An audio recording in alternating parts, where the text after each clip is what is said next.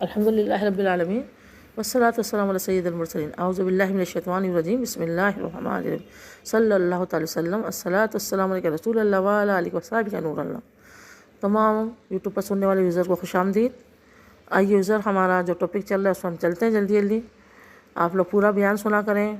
ابھی تک like subscribe نہیں کیا تو وہ بھی کر دیں، انشاءاللہ اس میں بھی آپ کو ثواب ملے گا، سبسکرائب کرنے میں اور شیئر کرنے میں، فارورڈ کرنے میں لوگوں کو معلومات ملے گی، عشق نبی اور مکہ مدینہ سے محبت جاگے گی۔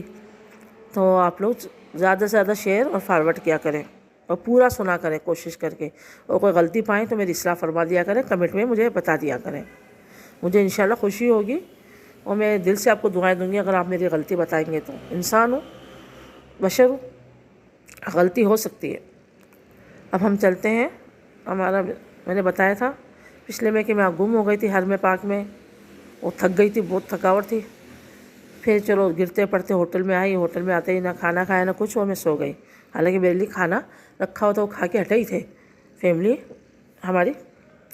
تو ہم نے پورا 2 روم لیے تھے، ایک بھتیجی نے لیا ہوا تھا، وہ لوگ بھی، اس کے 2 بچے، 4 افراد وہ اور ایک ان کی کزن، اور ہم لوگ بھی 5 افراد تھے۔ تو ایک ہی منزل پہ ہم لوگ کے 2 روم تھے۔ اب جو ہے تہجد میں پھر بھتیجی آ گئی، کیونکہ وہ تو اتنی تھکی ہوئی نہیں تھی، تو کہ ہم جا رہے ہیں، تو فوراً میں اٹھ گئی۔ میں کہا میں چلوں گی، انہوں نے کہا کچھ کھا لو، میں کہا نہیں آ کے کھا لوں گی، میں ناشتہ آ کے کر لوں گی، ابھی کچھ چنے وغیرہ آئے میرے پاس، بسکٹ وغیرہ وہ کھا لوں گی، کہ آپ نے رات کو بھی کھانا نہیں کھایا تھا۔ میں کہ کوئی بات نہیں۔ پھر میں ان کے ساتھ، بھتیجی کے ساتھ ہم چلے گئے۔ وہاں ہم نے تہجد کی نماز پڑھی، فجر کی نماز پڑھی، کچھ قرآن وغیرہ پڑھا۔ پھر وہ لوگوں نے کہا، مجھ سے کہا، مجھے آپا کہتے ہیں سب، آپ چل رہی ہو آپا، یعنی میں ان کی آنٹی پھپھی ہوں، لیکن سب گھر والے زیادہ تر آپا کہتے ہیں نا، پھپھی نہیں کہتے۔ تو میں کہا نہیں آپ لوگ چلو، میں اشراق چاش وغیرہ پڑھ کر آؤں گی نا۔ اب تو کیونکہ اب ہوٹل پتہ چل گیا، تو میں نے پھر اشراق چاش ادا کی، پھر ہوٹل میں واپس آئی، ناشتہ وغیرہ کیا، پھر تھوڑا ریسٹ کیا، پھر دوبارہ ظہر کی نماز پڑھنے ہم سبھی چلے گئے نا۔ لیکن میں ان کے ساتھ نہیں ہوتا تھا میرا نا، میں اپنا مطلب وہاں الگ ہو جاتی تھی جا کے۔ اب تو راستے تو پتہ چل چکے تھے۔ میں باب فاس سے انٹر ہوتی تو میں نیت سنت الاعتکاف کی نیت کر لیتی کہ مسجد میں جو ہے اعتکاف کی، نفلی اعتکاف کی نیت کر لینا چاہیے۔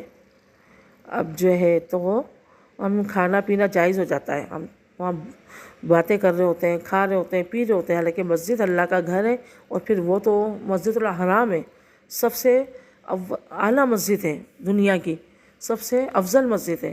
تو وہاں پھر باتیں کرنا، کچھ کرنا، حالانکہ میں کم ہی باتیں کرتی تھی، لیکن پھر بھی کچھ نہ کچھ کھانا پینا تو ہوتا تھا نا، تھوڑا بہت کوئی بسکٹ وغیرہ کھا لیا، کوئی کھجور وغیرہ کھا لی۔ تو میں باب فاد میں جب بھی یاد آتا اندر انٹر تھی، یعنی باب فاد سے تھوڑا سا ہم چلیں گے، پہلے وہ شورتوں کی بیٹھنے کی جگہ آتی ہے، تو وہ مسجد نہیں ہے جہاں چپلے وغیرہ پڑے، پھر تھوڑا سا اور بالکل عین مسجد میں جائیں گے تو پھر وہاں نیت کر لیں، نیت سنت الاعتکاف، اور مردوں کو جو لازمی کرنا چاہیے اعتکاف کی نیت، تو یہ ہمیں اعتکاف، نفلی اعتکاف کا بھی ثواب ملے گا، اور کھانا پینا بھی ہمارے لیے جائز ہو جائے گا۔ تو میں جب دیکھتی ٹائم کم ہے تو اوپر کی مسجد میں نماز پڑھ لیتی، اوپر ہی وہاں پہ انٹر ہوتے کے ساتھ ہی باب فات کے بعد الٹے ہاتھ پر، سیدھے ہاتھ پر آفس ہے انتظامیہ کا، الٹے ہاتھ پر مسجد ہے جہاں پہ مردوں کی جگہ آتی ہے نماز پڑھنے کی، پھر عورتوں کی جگہ آتی ہے، ویل چیئر والے بھی زیادہ تر وہیں ہوتی ہیں عورتیں۔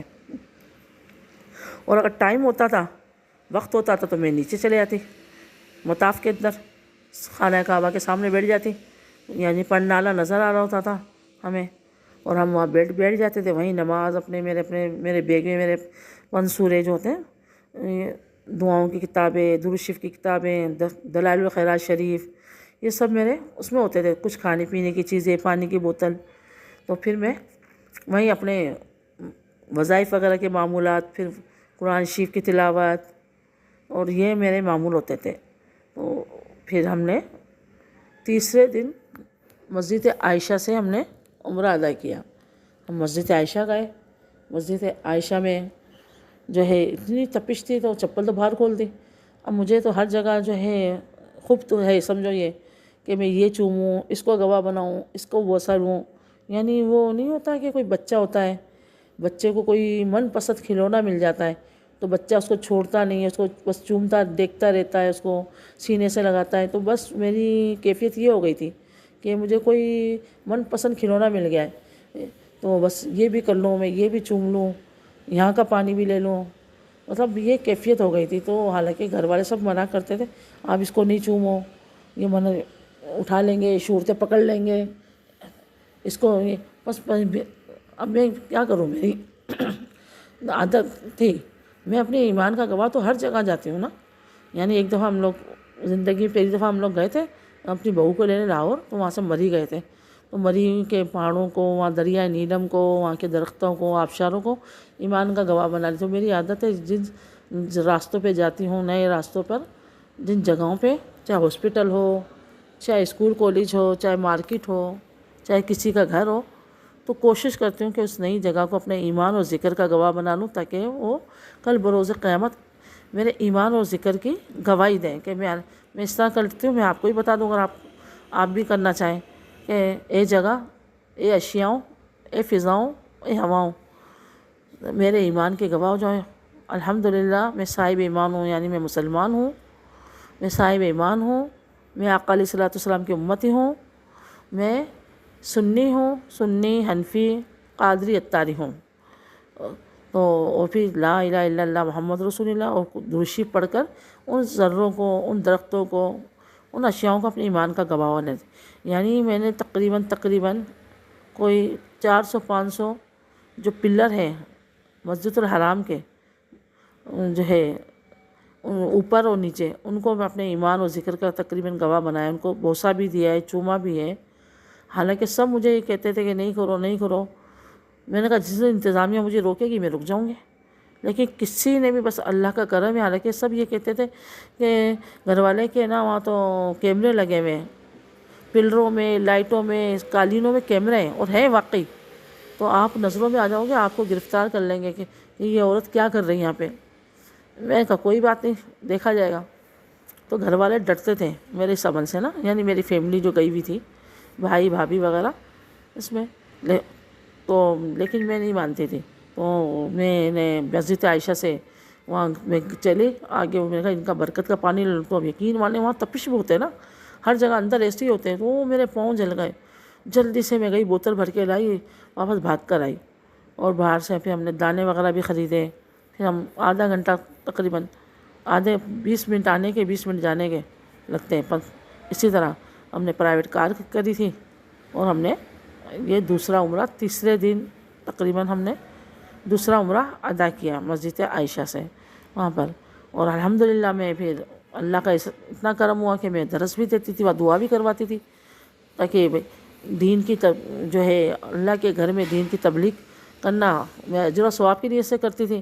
حالانکہ جو آ رہا ہے وہ اپنی اپنی حاجت اللہ کے بارگاہ میں بیان کر ہی رہا ہے، اپنے اپنے الفاظ میں، اپنی اپنی مادری زبان میں جو ہے دعائیں مانگ ہی رہا ہے.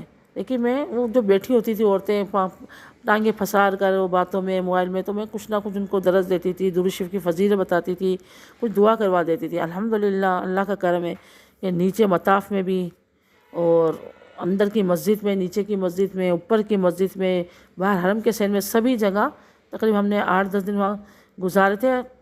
10 دن یعنی شروع میں بھی بعد میں بھی. تو مجھے درس اور دعا دینے کا موقع ملا. اللہ کا کرم ہے. اللہ تعالیٰ قبول کرے. حب مدح ریاکاری سے بچا کر جو عبادت کی ہے وہ اپنے بارے میں قبول و منظور فرمائے. آمین آمین بجاہ نبی الامین وما علینا الا البلاغ المبین صلی اللہ علیہ وسلم.